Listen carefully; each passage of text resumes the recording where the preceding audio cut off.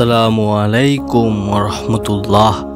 আশা করি সকলে মহান আল্লাহ তাআলার রহমতে ভালো আছেন। নবী করিম সাল্লাল্লাহু আলাইহি ওয়াসাল্লাম বলেছেন, যে ব্যক্তি এই দোয়াটি সকালে 3 বার পাঠ করবে সে সন্ধ্যা পর্যন্ত, এবং যে সন্ধ্যায় 3 বার পাঠ করবে সে সকাল পর্যন্ত সকল প্রকার কষ্টদায়ক বস্তু থেকে নিরাপদ থাকবে। সুবহানাল্লাহ। কাজেই নিজের হেফাজতের জন্য এই দোয়াটি সকাল সন্ধ্যা সকলেরই পাঠ করা উচিত। তিরমিজি, আবু দাউদ। দোয়াটি হলো,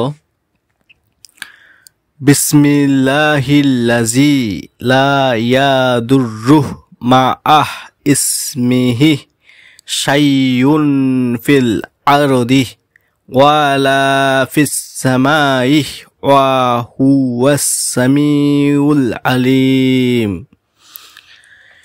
আপনাদের সুবিধার্থে দোয়াটি আমি বাংলা উচ্চারণে লিখে দিচ্ছি এবং ভিডিওর ডেসক্রিপশনে দিয়ে দিব।